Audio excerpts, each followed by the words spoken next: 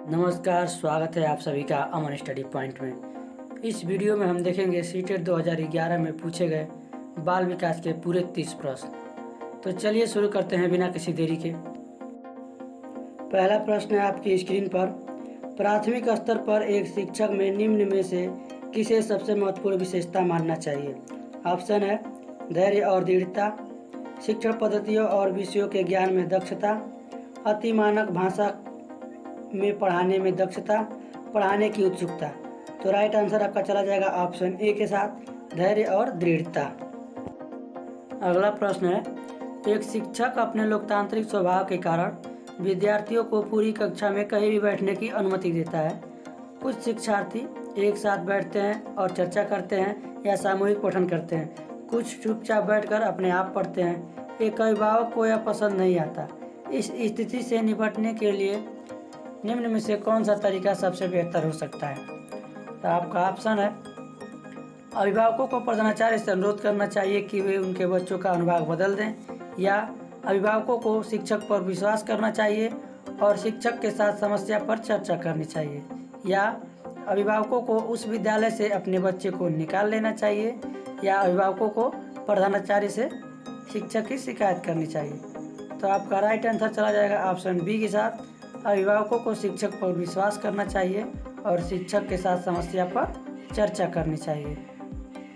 अगला प्रश्न है, वह अवस्था जब बच्चा तार्किक रूप से वस्तुओं और घटनाओं के विषय में चिंतन प्रारंभ करता है, वह कौन सी अवस्था है? ऑप्शन है औपचारिक संक्रियात्मक अवस्था, पूर्व संक्रियात्मक अवस्था, मूर्त संक्रियात्मक अवस्था, संवेदी प्रेरक अवस्था। तो आपका राइट आंसर चला जाएगा ऑप्शन सी के साथ, मूर्त संक्रियात्मक अवस्था। और यह अवस्थाएं जीन पियाजे द्वारा दी गई है। और मूर्त संक्रियात्मक अवस्था का एज होता है 7 से 11 वर्ष। अगला प्रश्न है, मन का मानचित्रण संबंधित है।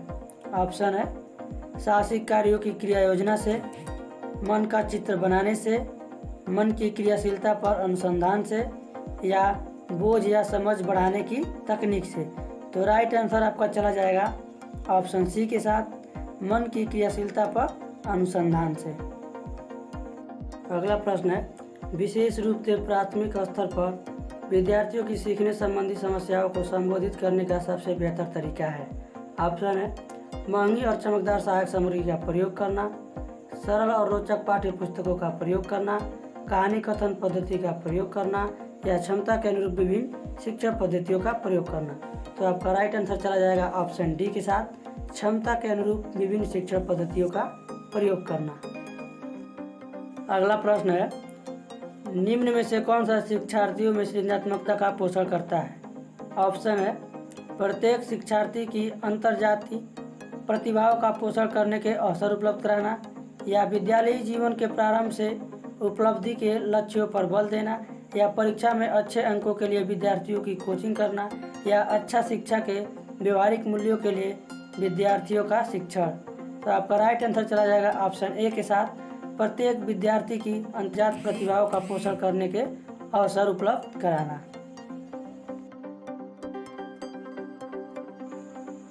अगला प्रश्न है, पियाजे के अनुसार निम्नलिखित में से कौन सी अवस्था में बच्चा अमूर्त संकल्पनाओं के विषय में तार्किक चिंतन करना आरंभ कर देता है? ऑप्शन है औपचारिक संक्रियात्मक अवस्था, संवेदी प्रेरक अवस्था, पूर्व संक्रियात्मक अवस्था, या मूर्त संक्रियात्मक अवस्था। तो आपका राइट आंसर चला जाएगा ऑप्शन ए के साथ, औपचारिक संक्रियात्मक अवस्था।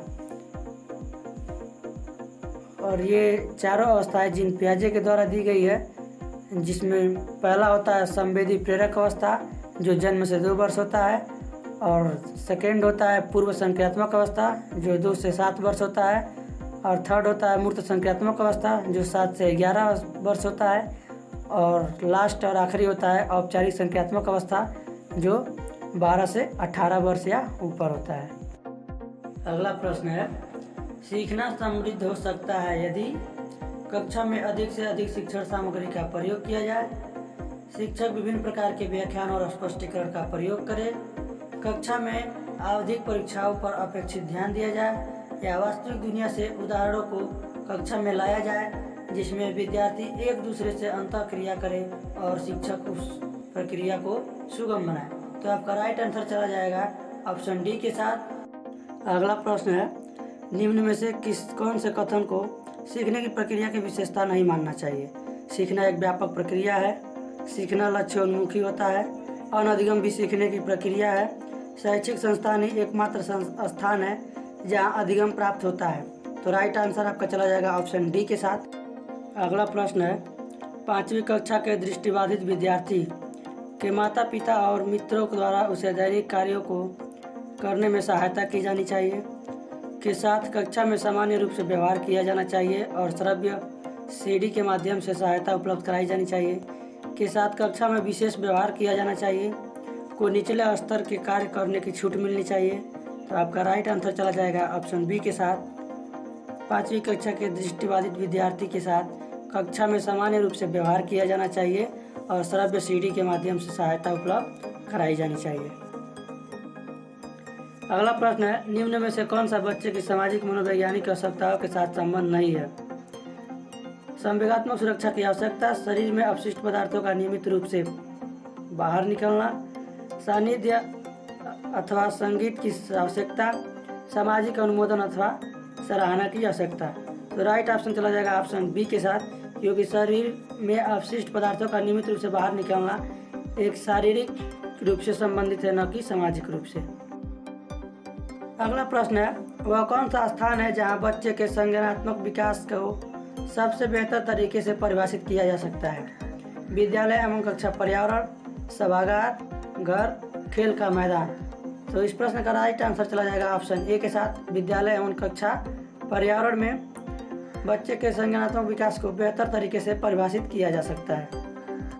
अगला प्रश्न है, डैश डैश को एक अविप्रेरित शिक्षण का संकेत माना जाता है? शिक्षक द्वारा दिया गया उपचारात्मक कार्य, विद्यार्थियों द्वारा प्रश्न पूछना, कक्षा में एकदम खामोशी, कक्षा में अधिकतम उपस्थिति। तो इस प्रश्न का राइट आंसर चला जाएगा ऑप्शन बी के साथ। विद्यार्थियों द्वारा प्रश्न पूछना एक अविप्रेरित शिक्षण का संकेत माना जाता है। अगला प्रश्न है, निम्न में से कौन सा बुद्धिमान बच्चे का लक्षण नहीं है? वह जो प्रवाहपूर्ण एवं उचित तरीके से संप्रेषण करने की क्षमता रखता है, वह जो अमूर्त रूप से सोचता रहता है, वह जो नए परिवेश में स्वयं को समायोजित कर सकता है, वह जो लंबे निबंधों को बहुत जल्दी रटने की क्षमता रखता है। तो इस प्रश्न का राइट आंसर चला जाएगा ऑप्शन डी के साथ। वह जो लंबे निबंधों को बहुत जल्दी रटने की क्षमता रखता है, यह बुद्धिमान बच्चे का लक्षण नहीं है। अगला प्रश्न है, बच्चे दुनिया के बारे में अपनी समझ का सृजन करते हैं, इसका श्रेय जाता है पावलोव, कोहलबर्ग, स्किनर या पियाजे? तो इसका राइट आंसर चला जाएगा ऑप्शन डी के साथ। बच्चे दुनिया के बारे में अपनी समझ का सृजन करते हैं, यह कथन पियाजे द्वारा कहा गया है। तो आपका राइट आंसर हो जाएगा ऑप्शन डी, पियाजे। अगला प्रश्न है, कृतिका अक्सर घर में ज़्यादा बात नहीं करती, लेकिन विद्यालय में वह काफ़ी बात करती है। यह दर्शाता है कि शिक्षकों की मांग होती है कि बच्चे विद्यालय में खूब बात करें। कृतिका को अपना घर बिल्कुल पसंद नहीं है, उसके विचारों को विद्यालय में मान्यता मिलती है। विद्यालय हर समय बच्चों को खूब बात करने का अवसर देता है। तो आपका राइट आंसर चला जाएगा ऑप्शन सी के साथ। उसके विचारों को विद्यालय में मान्यता मिलती है, इसलिए वह विद्यालय पे काफ़ी बात करती है और घर पे नहीं करती है। अगला प्रश्न है, एक शिक्षक को अपने विद्यार्थी की क्षमताओं को समझने का प्रयास करना चाहिए। निम्नलिखित में से कौन सा क्षेत्र इस उद्देश्य के साथ संबंध है?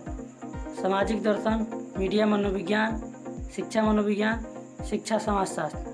तो आपका राइट आंसर चला जाएगा ऑप्शन सी के साथ, शिक्षा मनोविज्ञान।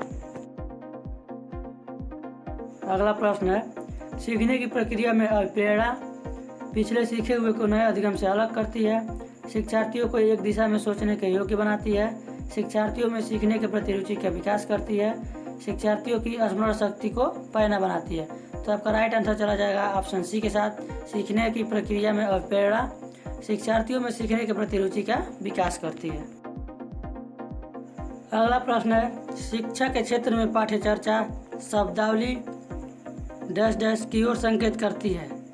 विद्यालय की संपूर्ण कार्यक्रम जिसमें विद्यार्थी प्रतिदिन अनुभव प्राप्त करते हैं, मूल्यांकन प्रक्रिया को, कक्षा में प्रयुक्त की जाने वाली पाठ्य सामग्री को, शिक्षक पद्धति एवं पढ़ाई जाने वाली विषय वस्तु को। तो आपका राइट आंसर चला जाएगा ऑप्शन ए के साथ। शिक्षा के क्षेत्र में पाठ्यचर्चा शब्दावली विद्यालय की संपूर्ण कार्यक्रम जिसमें विद्यार्थी प्रतिदिन अनुभव प्राप्त करते हैं की ओर संकेत करती है। और अगला प्रश्न है, निचली कक्षाओं में शिक्षण की खेल पद्धति मूल रूप से आधारित है शिक्षण पद्धति के सिद्धांतों पर, विकास एवं वृद्धि के मनोवैज्ञानिक सिद्धांतों पर, शिक्षण के समाजशास्त्री सिद्धांतों पर, शारीरिक शिक्षा कार्यक्रमों के सिद्धांत पर। तो इस प्रश्न का राइट आंसर चला जाएगा ऑप्शन बी के साथ, विकास एवं वृद्धि के मनोवैज्ञानिक सिद्धांतों पर। अगला प्रश्न है, एक बच्चा अतीत की समान परिस्थिति में की गई अनुक्रियाओं के आधार पर नई स्थिति के प्रति अनुक्रिया करता है। यह किससे संबंधित है? सीखने के प्रभाव नियम, सीखने की प्रक्रिया का अभिवृद्धि नियम, सीखने का तत्परता नियम, सीखने का सादृश्यता नियम। तो इस प्रश्न का राइट आंसर चला जाएगा ऑप्शन डी के साथ, सीखने की सादृश्यता नियम। अगला प्रश्न है, डैश डैश प्रतिभाशाली होने का संकेत नहीं है। दूसरे के साथ झगड़ना, अभिव्यक्ति में नवीनता, जिज्ञासा, सृजनात्मक विचार। तो अभिव्यक्ति में नवीनता, जिज्ञासा, सृजनात्मक विचार ये सभी प्रतिभाशाली के संकेत है, परंतु दूसरों के साथ झगड़ना ये प्रतिभाशाली वाला के संकेत नहीं है। तो आपका राइट आंसर हो जाएगा ऑप्शन ए। अगला प्रश्न है, विशेष आवश्यकता वाले बच्चों को शिक्षा उपलब्ध कराई जानी चाहिए। विशेष विद्यालयों में विशेष बच्चों के लिए विकसित पद्धतियों द्वारा, विशेष विद्यालयों में शिक्षकों द्वारा, अन्य सामान्य बच्चों के साथ। तो इस प्रश्न का राइट आंसर चला जाएगा ऑप्शन डी के साथ कि विशेष आवश्यकता वाले बच्चों की शिक्षा अन्य सामान्य बच्चों के साथ उपलब्ध कराई जानी चाहिए। अगला प्रश्न है, आकलन को उपयोगी और रोचक प्रक्रिया बनाने के लिए डैश डैश के प्रति सचेत होना चाहिए। विद्यार्थियों को बुद्धिमान या औसत शिक्षार्थी की उपाधि देना, शैक्षिक और सह-शैक्षिक क्षेत्रों में विद्यार्थी के सीखने के बारे में जानकारी प्राप्त करने के लिए विविध तरीकों को प्रयोग करना, प्रतिपुष्टि अर्थात फीडबैक देने के लिए तकनीकी भाषा का प्रयोग करना, अलग अलग विद्यार्थियों में तुलना करना। तो राइट आंसर चला जाएगा ऑप्शन बी के साथ, शैक्षिक और सह-शैक्षिक क्षेत्र में विद्यार्थी के सीखने के बारे में जानकारी प्राप्त करने के लिए विविध तरीकों को प्रयोग करना। अगला प्रश्न है, डिस्लेक्सिया किससे संबंधित है? गणितीय विकास, पठन विकार, व्यवहारिक संबंधी विकास, मानसिक विकास। तो राइट आंसर चला जाएगा ऑप्शन बी के साथ, डिस्लेक्सिया पठन विकार से संबंधित है और डिस्कैलकुलिया गणितीय विकार से संबंधित होता है और डिस्ग्राफिया लेखन संबंधी विकार से होता है। तो राइट आंसर आपका चला जाएगा ऑप्शन बी के साथ, पठन विकार। तो अगला प्रश्न है, बच्चों की सीखने की प्रक्रिया में माता पिता को भूमिका निभानी चाहिए। अग्रोन्मुखी, सहानुभूतिपूर्ण, तटस्थ, नकारात्मक। तो राइट आंसर चला जाएगा ऑप्शन ए के साथ, अग्र उन्मुखी। बच्चों के सीखने की प्रक्रिया में माता पिता को अग्रोन्मुखी भूमिका निभानी चाहिए। अगला प्रश्न है, विकास कभी न समाप्त होने वाली प्रक्रिया है, यह विचार किससे संबंधित है? निरंतरता का सिद्धांत, एकीकरण का सिद्धांत, अंतःक्रिया का सिद्धांत, अंतःसंबंध का सिद्धांत। तो इस प्रश्न का राइट आंसर चला जाएगा ऑप्शन ए के साथ, निरंतरता का सिद्धांत। अर्थात विकास कभी न समाप्त होने वाली प्रक्रिया है, यह निरंतर चलती रहती है। अगला प्रश्न है, सीखने के अंतर्दृष्टि सिद्धांत को किसने बढ़ावा दिया? पावलोव, जीन पियाजे, वाइगोत्स्की, गेस्टाल्ट सिद्धांतवादी। तो इस प्रश्न का राइट आंसर चला जाएगा ऑप्शन डी के साथ, सीखने के अंतर्दृष्टि सिद्धांत को गेस्टाल्टवादियों ने बढ़ावा दिया।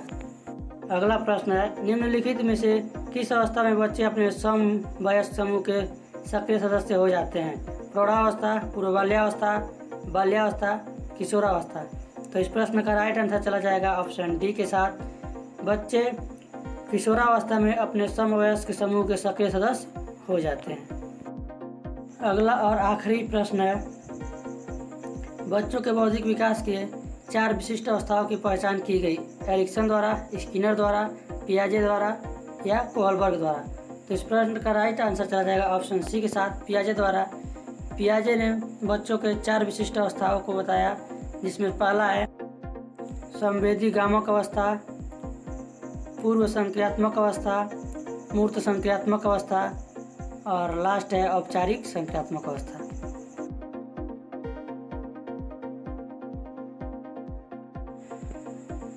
यह वीडियो आपको कैसा लगा कमेंट बॉक्स में ज़रूर बताएं। आज की वीडियो में बस इतना ही। मिलते हैं कल एक नए वीडियो में नए टॉपिक के साथ। धन्यवाद।